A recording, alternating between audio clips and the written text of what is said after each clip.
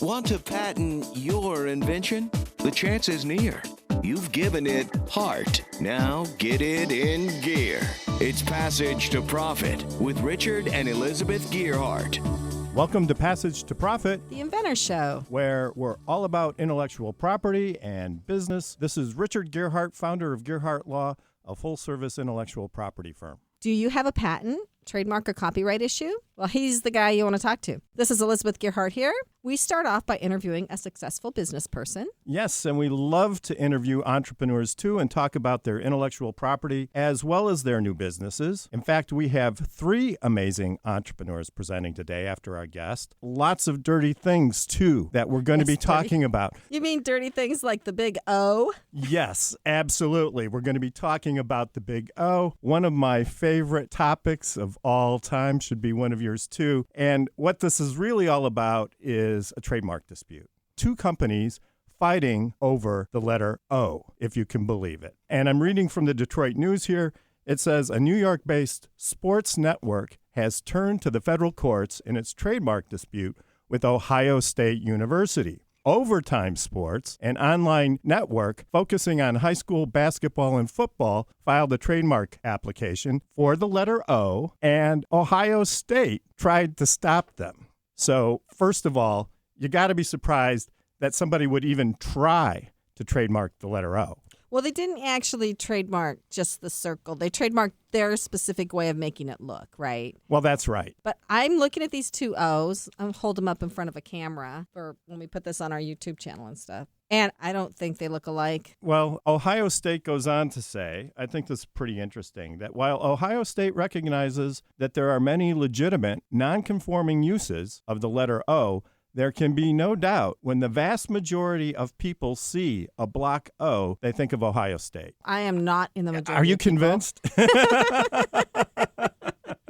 I'm not a college sports fan, so no, I would not think that, but... Absolutely. Well, you know, Gearhart Law does get involved in trademark disputes all the time, and we hope to resolve them for our clients. And sometimes we defend trademarks, and sometimes we pursue trademark infringers. It's an area of expertise, and we understand these issues. And even though it sounds a little crazy to start with, that maybe somebody would try to file a trademark on a letter, it really is possible to receive a trademark registration under the right circumstances. So by all means, if you have something crazy that you want to trademark, please let us know and we'll do our best. So when you file a trademark application, then there's like a period where people can make an opposition against it or something? Yeah, and it usually doesn't happen, but in cases like this, if you have like a high dollar institution like Ohio State that makes millions from licensing its trademark portfolio, of course they're going to be all over that. Right? And they're going to, rather than file a lawsuit, they're going to challenge you at the trademark office. But it only happens once in a great while, not a concern for the normal business owner. But if you did happen to find yourself in that situation, you really do need to contact a trademark attorney. So if you file a trademark application and you start using your trademark and then this happens, then you really need a trademark attorney to help you. But typically you can file your trademark application and start using your trademark. Absolutely. That's what most people do. Or they use it before they even file the application. So we'll see how this turns out. I mean, I guess you can trademark. We'll keep you updated. I guess today, Passage to Profit is brought to you by the letter O. So our next segment is the IP Wheel, intellectual property features, and we're going to break it out into segments each week. So some weeks we're going to have the Patent Palooza. We'll have a fascinating story about intellectual property and patents. And we kind of did trademark terror with Kenya last time. Right. And the second segment is trademark terror. And so that's where we talk about trademarks. And then we are also going to talk about trade secret expose, which is all about trade secrets. And today, we're going to be talking about copyright conundrum with our very favorite and special guest, Dave Anderson, the business bully who is into so many things right now. I can't even keep them all straight. Right, Dave? I'm doing the best I can out here. Yeah. That's all. Hardworking man. Tell us a little bit about what you've been up to. Okay. And then you also have a copyright story, and we really want to hear about that. I've gotten a lot done in the past 6 months. So you've been moving and shaking, man. a little bit. So I'm relaunching my podcast, the Business Bully Podcast, which is an absolute joy to be able to get back on-demand audio and speak to folks. Aside from that, we're launching a brand new TV network called Business Bully TV, or the BBN, as people like to call it, because it's the Business Bully Network. And I wanted to create something in the market that focused on entrepreneurs and not just entrepreneurship, meaning that you have people who are big on health and yoga and wellness and trademarks and patents and money. Oh my. And so there's so much that happens in life that we don't really take into account that all of these people are entrepreneurs. And so I wanted to show that there is room for an entrepreneurship lifestyle network. And so that's what we created, and I'm happy to announce that Passage to Profit is one of our inaugural shows. Woohoo! So if you're interested, you can go to businessbully.tv, or if you're on Amazon Fire TV or Roku TV, you can download the Business Bully Network right now. Just look for Business Bully TV. So there's that. And then I've also invested in a wonderful company that's been around for a little while called the Winston Box. Now, here's the reason. I don't know if everyone in the room can see me, but for those of you in Radio Land, imagine a very large man coming at you with very, very big stature.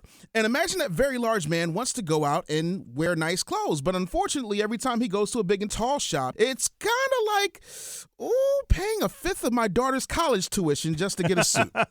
And so what we did is we created a subscription box that would be able to round out pieces in your wardrobe without taking you to the cleaners. Because if you spend $75 in a big and tall shop, you're walking out with a shirt or a pair of pants or maybe 2 polo shirts. So we created an entire box where you'll get like a jacket, a shirt, a pair of pants, for $75. So if you go to thewinstonbox.com and put in the keyword bully, I'm going to sacrifice my third stake in the company by giving you $25 off a $75 subscription box. Wow. Right now, you are wearing clothes from that box. I am. I've got my leather and Peruvian material sweatshirt, and the jeans are mine, and the sneakers are Nike. But everything from the waist up, my massive waist up, is available right now at the Winston Box. So we're excited about that. You know, this first time I haven't seen you in a T-shirt. I know, You right? see that? Really, and you look so Wow, he looks good. great. Fashion. You're knocking them all dead. He's wearing Hey. a red quilted snap-up vest Yes. with a black banded collar. Well, red collar with black stripes around it, kind of. And it's really pretty sharp looking.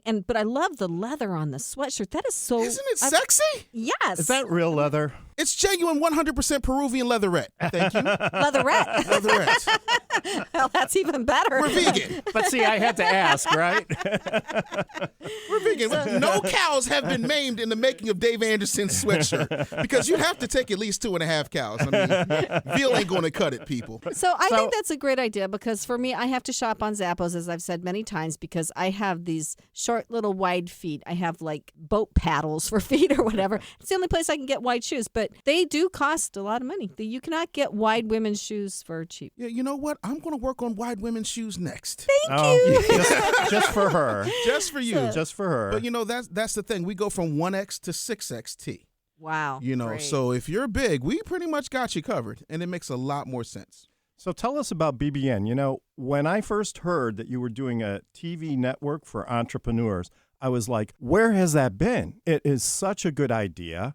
And, you know, you have networks for all sorts of different things now. Why not one for entrepreneurs? Yeah, I decided to do it because what I was seeing in the market, I don't know if you guys know this as well, but I'm a young black man. And when you, I'm going to be honest, when you turn on the TV, when you see a big young black man, somebody is usually suspect number 3.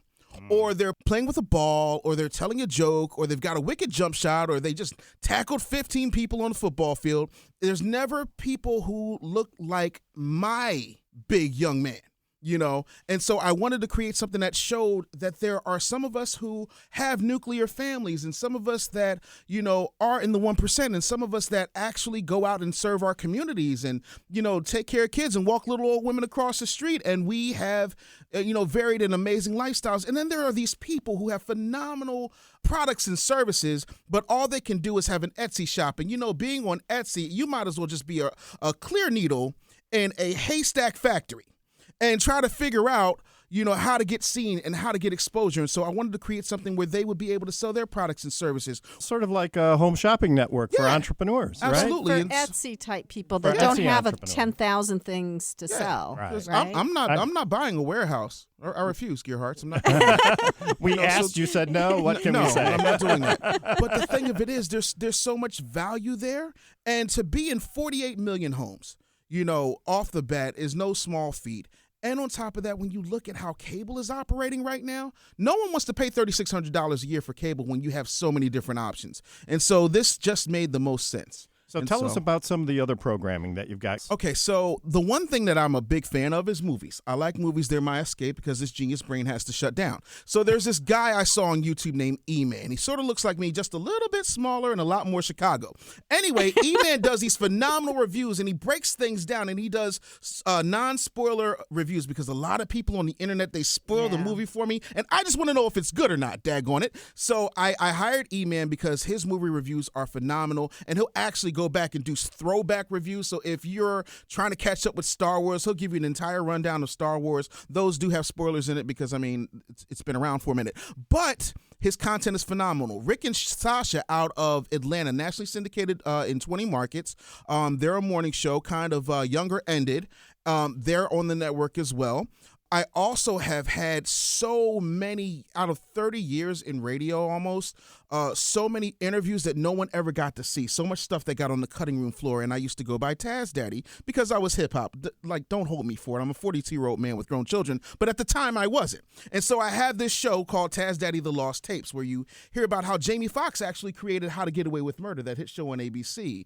And there are interviews with Mike Epps, and I have interviews with Russell Simmons and all of these wonderful, notable people. I sat down with Wolfgang Puck, and he made sandwiches, the same sandwiches that Justin Timberlake likes to eat when he sees him. So there are all these amazing things. And then we have a show in the UK called Sugarcane. And if you've ever seen like ESPN, like First Take or Undisputed on FS1, imagine if it was three women talking about pop culture and entrepreneurship. That's what that show is. It's a debate show for women. And we also have yoga folks. There's something in there for everybody. So right now we're looking for documentary filmmakers and some animation because I want to have a nice lifestyle network for families who are interested in seeing entrepreneurship in a different light. It's very exciting. It's very exciting. Well, I'm excited. How do we do this again? See the TV programs? You got to get a Roku or an Amazon. How does all that work? Roku, you can get an Amazon Fire Stick. Also, if you just want to stream it live on any device, you can go to businessbully.tv and you can stream it live. There is a live stream that plays, and there's also on-demand channels. Pastures the Prophet is playing on-demand channel as well as in that 24/7 live stream. And we're going to be doing live specials and things like my conferences, award shows, things of that nature. We're doing a lot of amazing programming. So it's not just canned content like Netflix. There are live elements as well. So we're really excited right now. So I do want to say one thing here. Not everything that comes out on iHeartRadio or in the podcast ends up on the TV show. So if you want to hear the whole podcast or hear maybe someone who didn't make it on the TV show, you really need to listen to the radio show when it plays. And you can go to the Passage to Profit website to get the link to the iHeart podcast site to download our podcast. Passage to Profit is about entrepreneurs, but it's also about intellectual property. And so one of the things we wanted to ask Dave about was his copyright issue. So we're talking about copyright conundrums. Dave, tell us what happened there. Every day, I probably have about 30 to 50 pieces of content that go out throughout social media and on the internet. In that, the majority of that stuff, 99.93% of it comes from my brain. Making it what we would call my intellectual property. Stop me where we go wrong with the legalese. I didn't finish law school. So far, so good. Anyway and anyhow, I put a post up on Facebook, and that post was about Steve Harvey's adopted daughter, Lori. Now, for those of you who do not know Steve Harvey's adopted daughter, Lori, she's a gorgeous girl. She's a model, and she's had a very interesting dating history. She's dated Puff Daddy's son. She's dated Puff Daddy. She's dated Trey Songz, and now she's with this rapper Future, who is famous not only for his melodic style of rap, but for the fact that he has 5 baby mamas. And sounds like a catch to me. Yeah, I mean, I don't know what this guy is doing. I'm trying to figure out the copyright angle on this. I'm please getting keep going. So okay. I was saying that I am not upset at Lori Harvey for dating around. I'm not upset with her dating Future. Well, we appreciate that, Dave. Yeah, no, I'm upset that she has all of this attention on her, but yet and still she has no product or discernible service to sell. So I go about my day because I'm running 4 or 5 businesses, and all of a sudden I'm getting all of these tweets and emails and direct messages, and someone says, hey, somebody stole your stuff. And so I looked, and this woman had taken a picture of Future with Lori Harvey, taken my words verbatim, and put them in a meme, and then that meme went viral. All while my stuff was going viral, at the same time. She said, I'm just going to hop on this and I'm going to remix it. Is that competing viruses? Yes, it's definitely, But she didn't give Dave any credit. No, but she watermarked my stuff. Well, that is wrong. So what happened next? Watermarked your stuff? Yeah, What? so, she watermarked my stuff with her at whatever the heck it was. And so what happened was I reached out to her and I got blocked. My team reached out to her and they got blocked. And my gosh. At that point, fans were reaching out to her, and she was blocking and deleting as if she was Bruce Lee on a speed binge. So what happened was I said, okay, you don't want to talk to me? No problem. So what I did was I went and called a couple of friends over at Instagram, because I have friends over at Instagram. And I said, hey, this is my intellectual property. We actually did a video where we showed you can go and look at the back end coding of when somebody put something up and then when somebody else put something up, and it was open and shut. So after that, they shut her down. Awesome. And that's what you don't do, because you never know who has a team and, is very litigious. So, But you like own me. the copyright on I that. sure did. right. And so you get a copyright as soon as you create the work. So as soon as you started doing those Instagram posts, you had a legal copyright.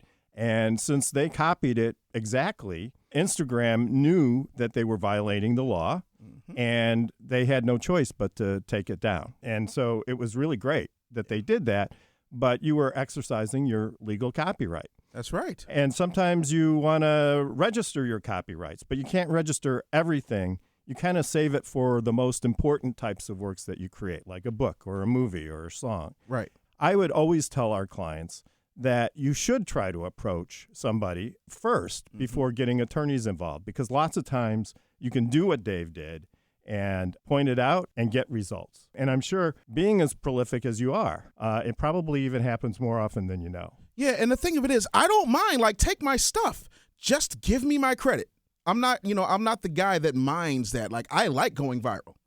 My that original post on Facebook had like 1,700 shares and like 10,000 likes, all that good stuff. But my whole thing is just credit me for what it is that I bring to the world. I only think that that's fair. If I came up with it, let me have it. And so that's what that came down to. It was really hurtful, because I'm like, hey, like, I would have just said thanks if you had just given me credit and we could have let this go. But, when you try to play with me, well, then at that point, I got to get funky. Yeah, well, and I like what you said about the intellectual property, because I don't think people throw the word around. It really is property. You can will patents down to your kids when you die and stuff. I mean, it's like hard property, only it's your intellect. So it's kind of hard to explain, but it really has a lot of value. Well, it's the law of ideas. And the law protects ideas because they hope that people are going to invest more, try harder, if they know that they can own it and they can profit from it. You are listening to Richard and Elizabeth Gearhart on WOR 710, the voice of New York. And we've just been talking with Dave Anderson, and we will be right back with our guest, Tom Kutzman, who's got just like an incredible new thing to talk about. And we have lots of more dirty things coming up next. Yes. There's going to be plenty of dirt in this show, so stay tuned. There's never been a better time to start your own business. The opportunities are infinite and only limited by your imagination and enthusiasm. At Gearhart Law, we believe the most successful companies all have one thing in common. They start with a solid foundation first. Gearhart Law has years of experience protecting entrepreneurs' ideas and brands using patent, trademark, and copyright protection. So if you have a new consumer product, a new software application that you're planning to build or sell, or a brand or company name that you want to protect, contact the experts at www.gearhartlaw.com. Our professionals will create a custom strategy designed to fit your needs and your budget. All of our attorneys are passionate about protection, licensed and qualified to represent you before the United States Patent and Trademark Office. Don't start your project without calling us first. Visit gearhartlaw.com. Together, we can change the world. Visit GEARHARTLAW.com. This ad has been read by a non-attorney attorney spokesperson. Now back to Passage to Profit. Once again, Richard and Elizabeth Gearhart. We always try to talk about how we feel like the people that come on this show are inventing the future, and that listening to this show gives you a glimpse into the future. So we have somebody who is doing something now. One thing that we think is going to last well into the future, well, we hope so anyway, is real estate. You're always going to need some place to stand. But the way that we buy and sell it is going to change, right? Absolutely. And that's why Tom is here. Tom Kutzman of Prevu is going to be joining us today talking about real estate and the entrepreneurial journey. Thanks for being here, Tom. What are you up to these days? So Prevu is a digital home buying platform focused on saving home buyers money. When you hit the nail on the head, the traditional model of real estate hasn't really changed much in the last 10, 20 years. So we really envision a world where people can buy and sell their home online. So what we do that's different is that you can be more in control, have more transparency in your buying process, and have it in one place online. So think of it as a one-stop shop for the home buying process.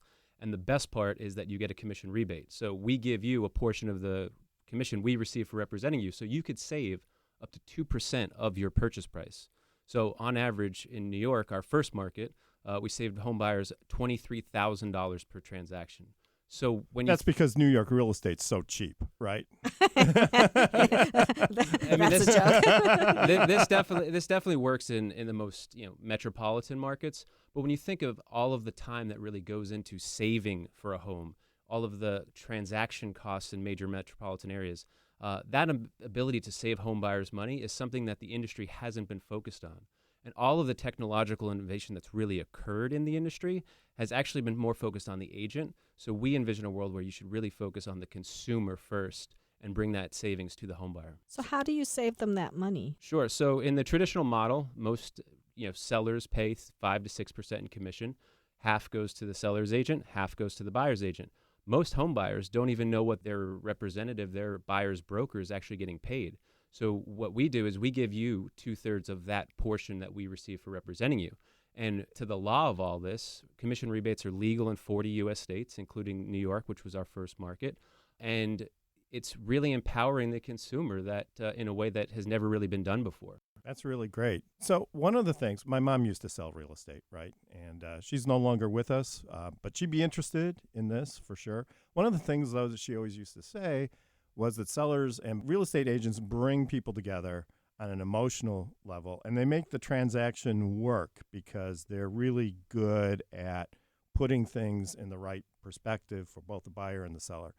So how does your software sort of help with that part of the process? Is it more transactional, or is there more to it than that? I think there's two key things. First of all, we envision ourselves as a friend in the early miles and an expert in the last mile. Purchasing a home is the largest transaction in most people's lives. So you really do want an expert with you from offer through closing, especially through the legalese, to make sure you're not only getting a great price, but also protecting yourself from title, et cetera, et cetera. But when you really take a step forward to where things are going, people don't want to deal with a pushy agent from the beginning. They're accustomed to platform experiences. They're used to buying their groceries online. They're used to purchasing, flights online. So they're much more able to do things on their own, but they want an expert in the last mile. So by creating that technology platform, by really elevating that experience for the home buyer, it makes it a much richer experience. Then you can really save people money. And it makes the agent's experience much more efficient.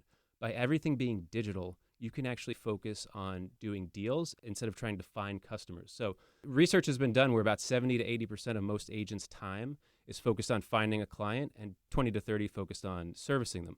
Our agents focus 100% on customer service. So the average agent nationwide does 4 to 5 transactions a year.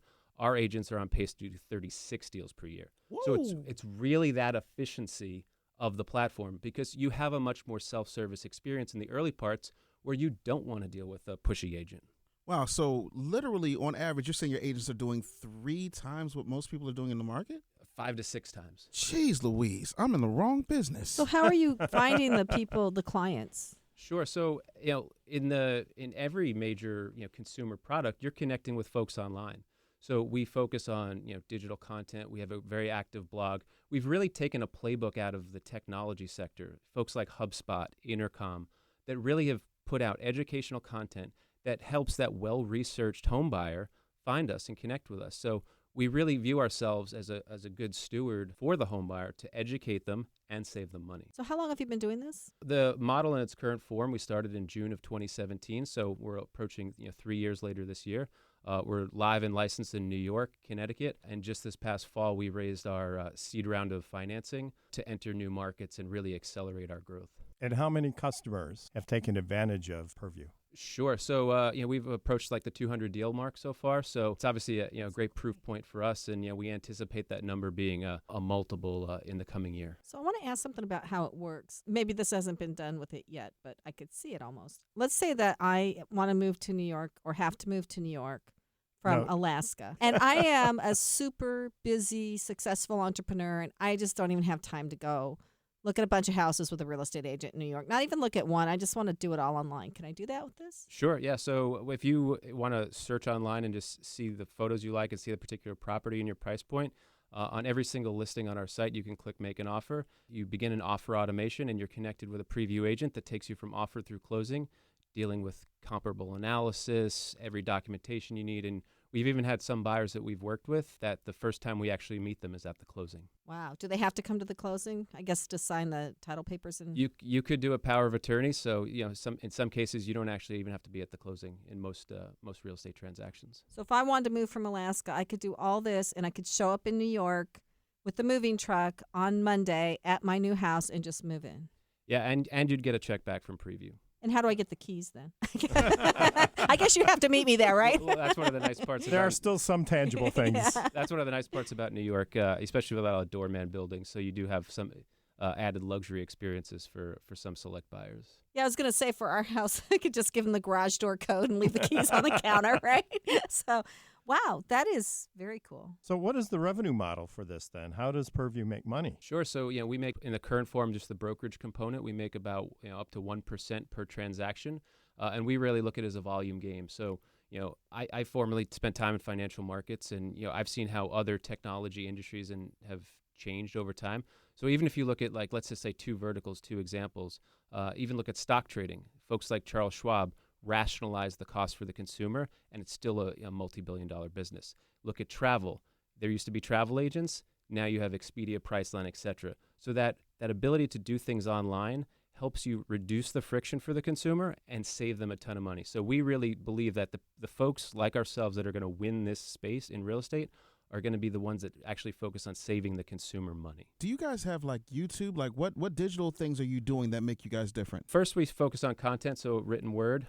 We're pushing more into YouTube's. One great example, one of our more creative agents, she went to the L train at the Bedford station in Williamsburg, and back in November was handing out pumpkin spice lattes to commuters just to get the word out and be part of the community. Because at the end of the day, real estate is a very hyper-local experience. So that ability to really bring that to the consumer and go to where they are, it really creates an extra trust and confidence above and beyond the savings and elevated experience we're creating with the technology. So, Tom, how can consumers reach you again? Sure. So, if you're looking to buy a home in New York and more great cities to come, go to Prevu.com. That's Prevu.com.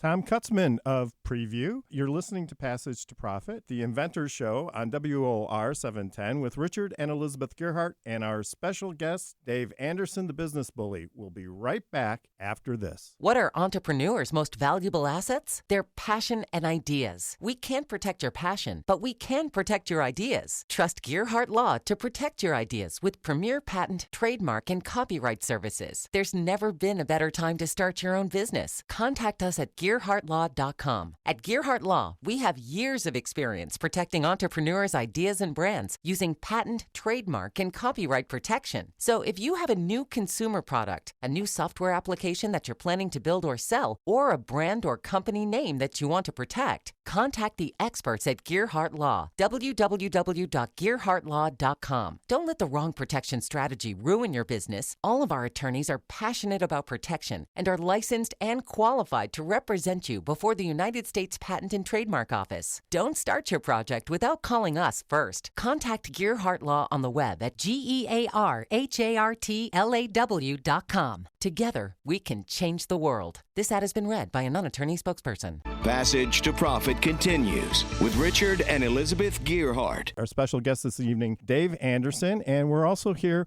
with Tom Kutzman from Prevu. Tom, you just recently got your funding, your A round, right? Your seed round? Seed round. Seed round, okay.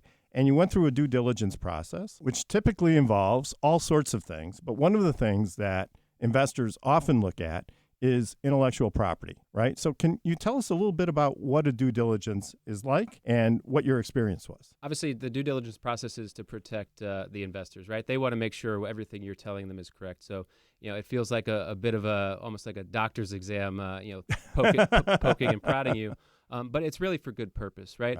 Especially, I'd recommend for all first-time founders, if you're not thinking about intellectual property and the assignment, especially in a technology industry, like if you're dealing with engineers where your defensibility is your technology and that is your moat, you should really be focusing on making sure you have signed agreements in place with all of the actors in your cast, whether it's contractors, employees. You want to have things buttoned up so when you go to that, that lucky moment of your first funding round or your second funding round, you want to really be protected because, one, it shows you're very efficient and you're a prepared operator, but you want to protect the legal side too because that's where your real value comes. It's not necessarily the transactions you've done in the past. It's the technology that will bring you to the future that makes you attractive as an investment or as an acquisition in the future. Well, that's music to my patent attorney ears, let me tell you. I love it when people tell these stories because it really does highlight the importance of IP at a critical time in a business when you're trying to obtain funding.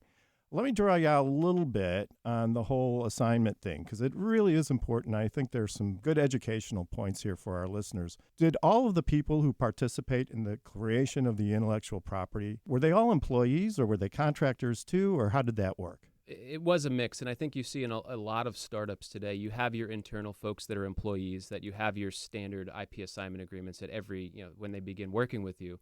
But when you engage a contractor, you think you sign the service agreement, you think you're like, oh, we have a signed document, we're all protected, but you need something above and beyond that. So any contractor we deal with, whether it's marketing, technology, et cetera, we've been advised, very strongly from the very beginning is protect yourself, make sure you have the right things in place.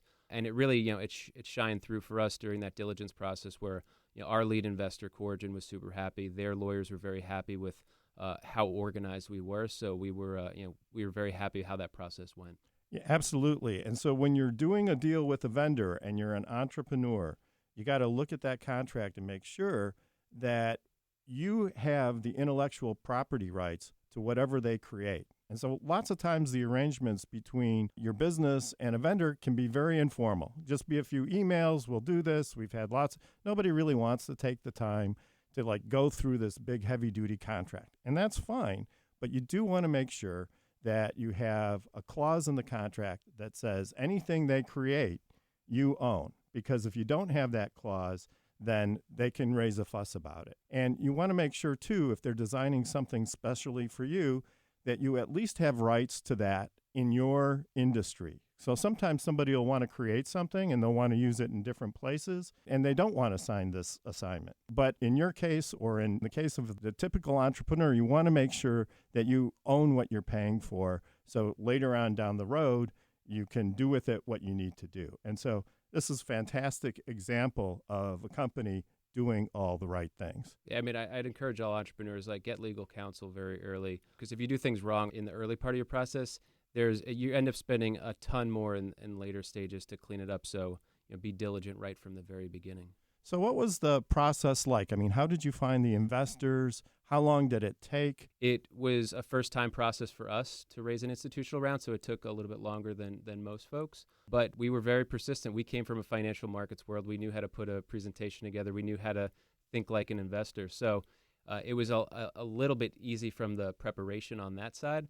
But you really have to tell your story, refine your story, and don't be afraid to reach out because the Twitter sphere goes nuts right now in the VC community about cold emails and protocols and how you reach out for warm intros. And we reached out to our lead investor, cold email, and probably 30, 35 days later, we had a term sheet. So don't be afraid to reach out because if you have a good story, someone's going to notice. I think it's critical. The one thing that kills me is people have all of these rules and all of these things. Well, there's protocol and you have to do. If I need what you have, I am going to brummush the show. If you're in Indochina, I will show up in a bowl of rice. Listen, I don't understand. I don't understand this logic of, oh well, you don't want to ruffle the wrong feathers. I'm an entrepreneur. I'm supposed to ruffle the wrong feathers. Yeah, and I think the problem right now in the VC community, it's been so good for so long Mm-hmm. that people have become a little bit of prima donnas. And I get it. You're talking to 1,000 companies a year, but founders are working hard. Reach out, and if it's not a fit, just say, thanks, not a fit. You don't need to scold someone for their protocol on outreach. It's a bit funny to watch when you scroll through your Twitter. Did you get a lot of that kind of reaction though from VCs? I mean, were there actually rude VCs? On balance, I think most folks were pretty straightforward. There's definitely a divide between the East Coast and West Coast. It's almost like the rap from the '90s coming back to the VC world. I think the two coasts look at things very differently. Not to say one's better or worse than the other, because we do have future funding rounds coming up. But just an observation. Just an observation. So I think as long as you just treat people like the hardworking people they are, reach out. Don't ghost people, don't blank people, and if you're not interested, don't do the soft no. Just say I'm not interested. And just be straightforward with folks. What advice would you give to entrepreneurs who are seeking funding? Yeah, I think like I said earlier, you really want to focus on having your story. I encourage all founders to bootstrap as long as possible. My co-founder Chase Marsh and I, we started the company with our own money and a few friends and family that wanted to invest, and we went as long as possible bootstrapping. So it teaches you operational discipline. Because when you have a ton of money, you've read plenty of stories that people flame out because they don't know how to deploy the capital and they just blow through the money. So, bootstrap as long as possible and make sure you have the proof points where you have a great story to tell and, where people can't ignore you. What do you think they liked best about your story? In real estate in general, I think a lot of folks focus on the seller side of the transaction. We focus 100% on the buyer side of the transaction. It's infinitely more scalable. Buyers, there's more portions of their journey that you can help with. So when we think bigger picture vision beyond brokerage, as a one-stop shop, you can do more for a buyer. A seller, they sell their home, they move, they're gone. That's it. So there's more things for a buyer's journey, from mortgage, title, escrow, moving, etc. So you can be a bigger part of a buyer's journey and get into more verticals and really increase that total addressable market beyond just the brokerage commission component. You had to have the whole software engine built for your business, right? It wasn't like some open source thing that you could unpack and get running. You had to have a custom software package created. Correct. Yeah, we've built everything from the ground up, from the customer experience and the agent side. We built a proprietary CRM to manage the workflow, which is really like our secret sauce on how we're able to deliver that level of agent efficiency to do the 36 deals per year, that 5 to 6x of what other traditional agents are doing. And that was a really a great proof point for investors to see how that technology works. So when you say you custom built the CRM, are you saying that the CRM can actually answer a lot of questions for the people involved in the transaction? Is that what was going on? Or so the way we think of our technology for the consumer side and the agent side, we're trying to create a guided experience. So a lot of repeatable tasks, automations, things that agents are doing on a regular cadence, making it a click of a button, making it automated, the different features. That's what saves the consumer time. That's what saves the agent time. And when you think of, that interaction, it's a much better experience for both parties involved. And so were you able to patent that software package, or did you decide against it? We haven't applied for a patent yet, but the nice part is we have built that from scratch, so we can pursue that path. Where I think when you look at a lot of what's called quote unquote tech-enabled brokerages today, they're using stock off-the-shelf stuff that's from third-party vendors. That's not really scalable if you want to build a national brand. You really want to have your own software, your own workflows that deliver. You're listening to Passage to Profit, the Inventor Show. The things that we're hearing today are really impressive and incredible, and really is interesting to look at a problem from a different side and solve it from a different side that people hadn't been thinking about. That's very creative. So Tom Kutzman, that we've just spoken to, about an incredible new way to buy a house, and you save a lot of money, like thousands. And you get money back. You get money back. And we had Dave Anderson, who talked about a lot of things, but also about how he shut down a copyright infringer. If you miss those segments, it's really worth it to download the podcast from the iHeart app tomorrow and go back and listen to those. Passage to Profit, The Inventor Show on WOR 710, The Voice of New York. There's never been a better time to start your own business. The opportunities are infinite and only limited by your imagination and enthusiasm. At Gearhart Law, we believe the most successful companies all have one thing in common. They start with a solid foundation first. Gearhart Law has years of experience protecting entrepreneurs' ideas and brands using patent, trademark, and copyright protection. So if you have a new consumer product, a new software application that you're planning to build or sell, or a brand or company name that you want to protect, contact the experts at www.gearhartlaw.com. Our professionals will create a custom strategy designed to fit your needs and your budget. All of our attorneys are passionate about protection, licensed and qualified to represent you before the United States Patent and Trademark Office. Don't start your project without calling us first. Visit gearhartlaw.com. Together, we can change the world. Visit GEARHARTLAW.com. This ad has been read by a non-attorney spokesperson. Now back to Passage to Profit. Once again, Richard and Elizabeth Gearhart. Each of our presenters will have a total of 6 minutes. So they're going to spend 2 minutes talking about what they're doing, and then we're going to ask some questions for the remaining time. Tom and Dave and Richard and I will be discussing their companies with them. Our first presenter is a Passage to Profit alum, Janet Ryan. Welcome back, Janet. Thank you. Thank you for having me again. And she has some incredible updates on her company to share. Janet, can you please explain Spectra Spray for those who didn't hear the show the first time and let us know what you've been up to? Sure. Spectra Spray Global is a spray vitamin business. And you spray the vitamins in your mouth, and they absorb directly into your bloodstream through some of the tissues in your mouth, the oral mucosa. So I started working mostly with nutritionists, the medical industry, and looking at the company as products that change lives because they work. And so many vitamins are taken these days. People don't always know why they take them. They're afraid if they don't take them, something might happen to them, but they don't always feel a difference. But they do with ours because they absorb. Most recently, I've been very, very blessed to receive a grant from New Jersey. I live in New Jersey, to be able to expand my business internationally. Whoa. And thank you. Yes, I wasn't sure whether I should apply because I was a new business at the time. And I was lucky to be awarded this so that I'm able to expand my business through the travel market. It's been a very, very exciting journey so far. We were able to partner with a distributor in Singapore just recently who has really the same mission and vision as we do for changing lives. They currently sell medical supplies, successful for 10 years, and we're really on the same page. So it's very exciting because there's a lot of choices to be made in business these days.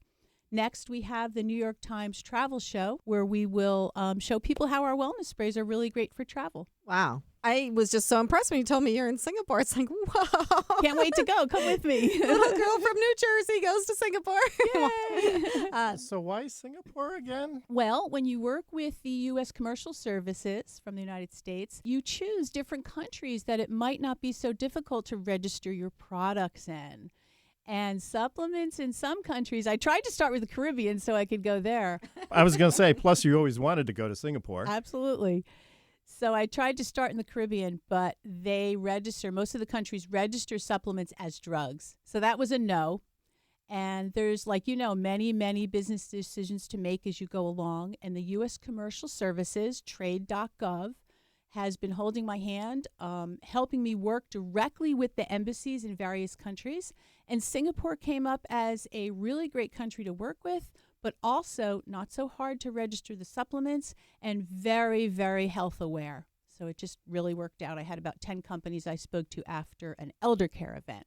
What is the benefit of the oral absorption as opposed to taking a pill form supplement, like more of a digestive tract supplement? Well, you just kind of answered it yourself. You're dependent upon your digestive tract, and the juice is there to break down the ingredients in that pill or capsule, the binders and fillers. Our products have no binders or fillers. And when you spray it in your mouth, similar to sublingual, but even better, the sides of your mouth has something called the oral mucosa, and it absorbs right into your bloodstream. If I were looking to find these supplements, what type of stores would I find them in, or do I find them online? We're not really going retail at this point. We've been online. We've been at trade shows. You could go to spectraspray.com and order directly through our business. They're manufactured in the United States, and we'll be happy to send them to you. And how are you getting the word out, especially like a DTC brand? How are you getting that message out, and how are you connecting with the folks that are really looking for that wellness? Thank you for asking that, because I started with D2C, direct to consumer, and I really didn't have the funding. It's not my IP. I don't have the patent. It's my brand. So I've done some of that, but now I'm shifting more towards distributors. So I'm not really getting the word out to consumers as much unless I'm at a trade show or some type of a health and wellness event. So now we're shifting more towards growth. We've had huge growth in the last year, and I do think the answer is in distributors that already have a certain market and want to bring our unique sprays into their market, especially travel. That's our focus now because they're TSA compliant. So TSA compliant, can I carry it in my purse? Absolutely. Well, that's even better. Even the CBD spray. Wow. I was going to ask you, what's your favorite supplement? I would say B12 for me because I tend to be deficient, and it kind of So gives... what does B12 do? B12 gives you energy, clarity of thinking, also helps your sleep because you can be deficient in B vitamins, and that could affect your sleep. Sleep support's great too, though. That's one of our best sellers along with CBD. So you're in Singapore. Where are you going next? We have earmarked Italy, Finland, and Denmark for our international partner searches through the U.S. commercial services. So we'll see how it goes there as far as registration. What was your framework of thinking how to go to new markets and find new distributors? A couple of different things came into play, but most importantly, they have some tools through the U.S. commercial services that so many people, so many small businesses don't realize there's so many services available to you for free. So even if you want to pay $1,000 to check out how to get a partner in a certain country, they can do a lot of the legwork, and $1,000 is not a lot of money. So they helped me with a tool. One of their interns or assistants plugged in certain parameters for me. The only thing they don't really plug in is how hard it is to register the supplements in those countries. So they looked at things like spoke the same language, the VAT taxes, tariffs. Are there currently companies there that are selling similar products? Some pretty good things. So it's a good start, and then I had to do the rest of the research. You've made phenomenal progress. Your sales are going through the roof. You're going global. What's the future for Spectra Spray? Well, we want to continue to change lives. We're looking for other distributors that have the same mission and vision as we do. We have other markets like dysphagia market where people cannot swallow pills and have serious medical issues. Our new distributor in Singapore is actually going to be participating in the 2020 Aging Asia event in May. And I'm very excited about that because this whole company started with a passion to really change lives.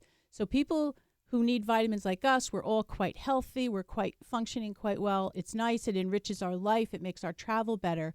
But those people who can't swallow, who are nutrient deficient, who are really suffering, maybe had a stroke or something like that, can really benefit from our sprays. Thanks so much for coming back to Passage to Profit. Great to see you again. Thank you. I appreciate it. Congratulations on that. And we hope to have you back again soon. Love to do it. Thank you so much. With more good news. Janet Ryan, tell us where our listeners can reach you. Okay, they can reach us. They can go to our website at spectraspray.com. That's SPECTRA spray.com. Or they could call our 800 number, 800-964-0650, and one of our staff will help you there. You're listening to Passage to Profit, the Inventor Show with Richard and Elizabeth Gerhardt. We'll be right back after this message.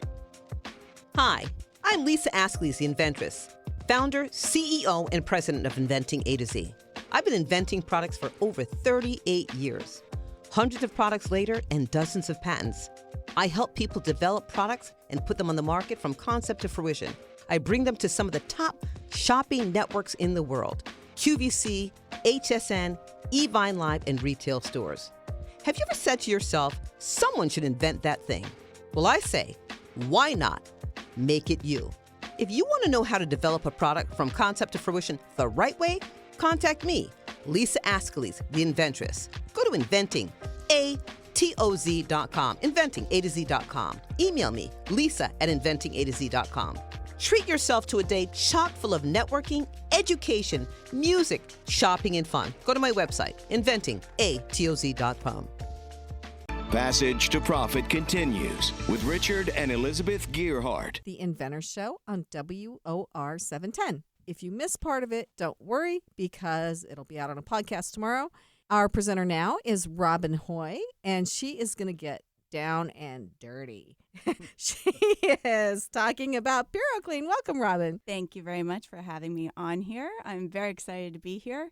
And yes, my job is a dirty job, I have to say.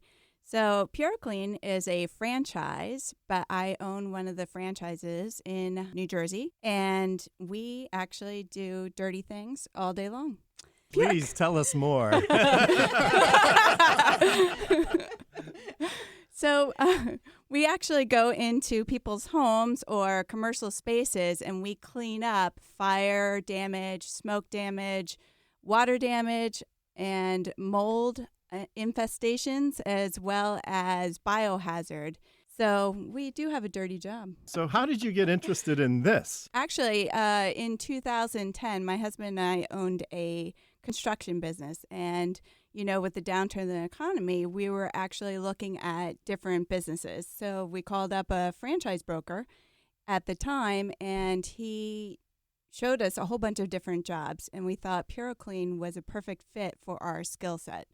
So with a construction background that my husband had, and then myself I love to talk to people. I love marketing and things like that. So that's how we got hooked on PuroClean. What is a typical day like in your business? Every day is actually very different because emergencies happen all the time. So say you go home and you realize there's no water working in your house, or something's wrong, or you've actually seen water driplets on the outside of your house, and you come inside to investigate and you have like 4 feet of water in your basement. So we have to drop everything and arrive on site to different people's houses. So we try to arrive on site to commercial buildings or residential buildings within 4 hours.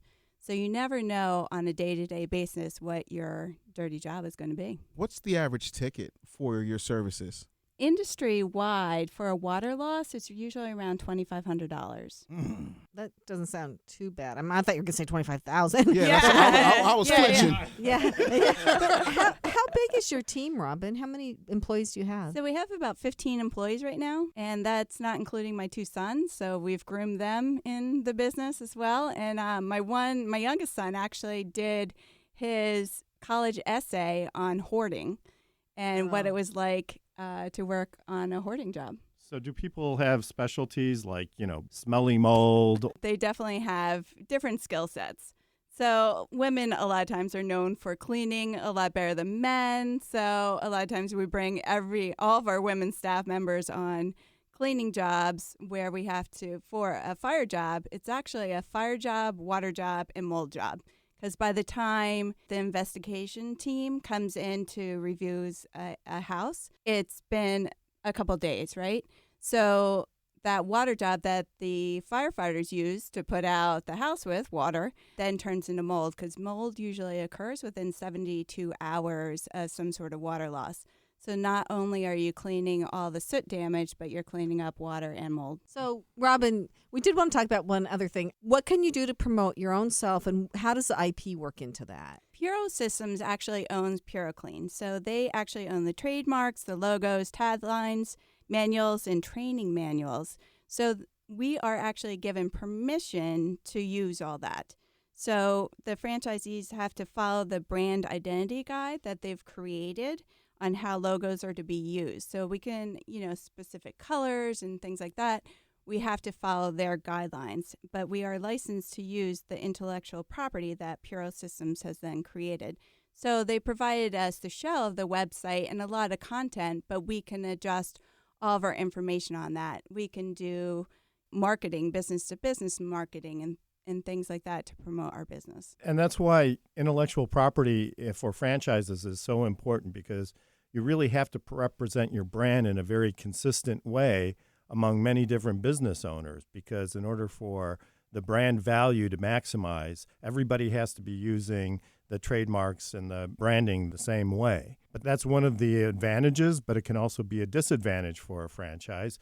You get the power of a national brand, but then you're also kind of constrained into what you can do. And so sometimes if you want to modify the intellectual property usage for a local area, then you have more constraints. But intellectual property for franchising, very fascinating topic. We're so glad that you brought it up. So where do people find you? What's your website? So our website is Puroclean, PUROCLEAN.com/RS-NJ. Thank you very much, Robin. And we will be right back after this message. We have one more presenter who it's another dirty story. So you got to stay tuned. Stay tuned. So we'll be right back. What are entrepreneurs' most valuable assets? Their passion and ideas. We can't protect your passion, but we can protect your ideas. Trust Gearhart Law to protect your ideas with premier patent, trademark, and copyright services. There's never been a better time to start your own business. Contact us at GearhartLaw.com. At Gearhart Law, we have years of experience protecting entrepreneurs' ideas and brands using patent, trademark, and copyright protection. So if you have a new consumer product, a new software application that you're planning to build or sell, or a brand or company name that you want to protect, contact the experts at Gearhart Law. www.gearhartlaw.com. Don't let the wrong protection strategy ruin your business. All of our attorneys are passionate about protection and are licensed and qualified to represent you before the United States Patent and Trademark Office. Don't start your project without calling us first. Contact Gearhart Law on the web at GearhartLaw.com. Together, we can change the world. This ad has been read by a non-attorney spokesperson. Now back to Passage to Profit. Once again, Richard and Elizabeth Gearhart. To our third and final presentation this evening with Cliff Fettner, and we're going to get really dirty here. This is the dirtiest it's ever been on Passage to Profit. Cliff, tell us about soil. Thanks so much for having me. Soil Connect, in its most simplest form, is an innovative digital platform connecting those who have soil with those that need soil. It has created efficiencies and transparency in an industry that has not previously existed. So just going backwards a little bit, I'm a third-generation builder and developer, grew up on the job site, and Soil Connect came to be because of a problem I had on my own site moving fill. Our audience is everyone and anyone that plays in the dirt. It includes excavation contractors, drainage contractors, builders, developers, landscapers, asphalt professionals, truckers, and pool guys. So Soil Connect is now around 2 years. We launched version 1 in May of 18. Well received in the industry. We now have thousands of users on our site. We've posted millions of yards of soil, aggregates, and other materials. And we will very soon have a lot more information about our evolution of our platform, and we look forward to moving forward with it. So, Cliff, you had mentioned you're a third-generation builder, and it seems very clear that this was built out of your own frustration with the status quo, if you will. What was the alternative before you created Soil Connect? Thank you, Thomas. It's a great question. So the old days of moving soil is calling people at night. So I reference at night because back in the old days, I know this is going to be hard here, but there wasn't always cell phones, guys. And so at night, my father would call around to his other builders and developers and contractors who needed fill and when they needed the fill. And so not a lot has changed since the old days. The only thing really that has changed is instead of calling people at night, now we can call people during the day because we have cell phones. So what Soil Connect is really doing is it's creating the transparency. Our platform is very simple to use. A couple of inputs: where the soil is located, the type of soil, how many yards of material you need to move, when you want to move it, and you post it out there. And through our matching technology, you are automatically matched with the other side of the transaction. And so those people communicate with themselves to whatever the deal might be. So we also talk about that soil is not really soil. Soil is a commodity, everybody, and it's bought and sold every single day on 3 concepts: supply, demand, and maybe the most important, timing. So one day you might be paying to get rid of the material, But on another day, because somebody else has a need for what you have, somebody might be paying you. So it's very tricky, and Soil Connect is helping everybody with the transparency and the efficiency, making everybody more profitable. All right, let me just get a little bit clearer on what kind of soil you actually move, because this seems like Tinder for dirt, which I'm totally here for. But I'm curious to know, like, what separates How do you this like from your me? soil? Yeah, you know, like, is it muddy? Is it topsoil? Does it have growth nutrients in it? You know, is it backyard mud pies? Like, what are we moving here? Well, we're a little bit different than Tinder because we don't swipe right, okay? But we have 15 different types of soils, whether it be clean fill, whether it be topsoil, whether it be screen topsoil or regular topsoil. We also have bog, we have clay. So we have 15 different types of materials. And also now, because we're nationwide, what we've done is we've created different regions within our platform. So if you're in the Northeast, you push the Northeast region and you have a drop-down menu with different soil types. When you go to the Southwest region, you have different soil types there as well. And so we're adding and changing names and materials as we continue to grow throughout the country. Are you providing the transportation, or you're just providing that connection and the two parties then figure out the transportation? What are the logistics there? Version 1 and version 2 is simply like you just said. It's a platform. We're putting buyers and sellers of materials all in one place, and they are figuring out the logistics, as you say, themselves. Version 3, which is being worked on, I'm going to tease you a little bit with that, talks a lot about the logistics of moving the material, as well as some other very interesting new features coming for us. Yeah, because it seems like you could partner with the excess capacity of truckers that have downtime that want to move stuff around. Exactly right. It's a supply and demand dynamic, and it's timing, guys. It's all about the timing of who has trucks available, who has the material available at that time, at that place. But yes, logistics of moving the material is coming soon with our platform. Now, stop me if this is a little bit too forward, but I'm curious as to, like, what's your take? If this guy has dirt and soil, excuse me, I want to be politically correct to all the soil Americans out here. If this person has soil and this person needs soil and your platform is basically the brokerage, what's your cut? So right now, we're free. We want our platform to be completely frictionless. We want to grow. We want to expand. We want to scale. Okay, the monetization for Soil Connect in the future is going to be exactly what you're suggesting, is that at a point in time, we will be collecting a fee for putting the material out there on our platform. Okay, so we are, in essence, I'll use the word similar to our other guest here in Prevu, where they have a tech-enabled real estate business. We are going to be a tech-enabled construction platform where you'll be able to transact with soil, aggregates, and other types of materials. Really fascinating subject. And when you talk about tapping an unmet need, this is the winner by far. I can't tell you how many times I've driven past piles of dirt with the sign "free dirt" on it, and I always wondered what happened to it, and you're figuring out a way to monetize it. So kudos to you. Where can consumers and connoisseurs of dirt find you? Very simple. It's soilconnect.com. Well, we hope you run a clean business. We do. We do. You're listening to Passage to Profit, the Inventor Show with Richard and Elizabeth Gearhart. We'll be right back. There's never been a better time to start your own business. The opportunities are infinite and only limited by your imagination and enthusiasm. At Gearhart Law, we believe the most successful companies all have one thing in common. They start with a solid foundation first. Gearhart Law has years of experience protecting entrepreneurs' ideas and brands using patent, trademark, and copyright protection. So if you have a new consumer product, a new software application that you're planning to build or sell, or a brand or company name that you want to protect, contact the experts at www.gearhartlaw.com. Our professionals will create a custom strategy designed to fit your needs and your budget. All of our attorneys are passionate about protection, licensed and qualified to represent you before the United States Patent and Trademark Office. Don't start your project without calling us first. Visit gearhartlaw.com. Together, we can change the world. Visit Visit GEARHARTLAW.com. This ad has been read by a non-attorney spokesperson.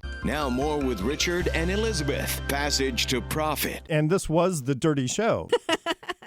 To summarize, Tom Kutzman from Prevu described how he's turning the world of real estate on its head. And you can find Tom at Prevu.com, Prevu.com. And Janet Ryan updated us on her significant progress with her spray vitamins, Spectra Spray, SPECTRASPRAY.com. And then we had Dirty Jobs with Robin Hoy of PuroClean. That's PuroClean, PuroClean.com. And more dirt with Cliff Fettner with Soil Connect, soilconnect.com. And we can't forget about Dave Anderson, the business bully, too. We really do want to thank everyone who participated today. I mean, we just love hearing about the future every time we do this. Dave came from Philly. Tom came all the way from Fifth Avenue. Some of us came from out of state, New Jersey.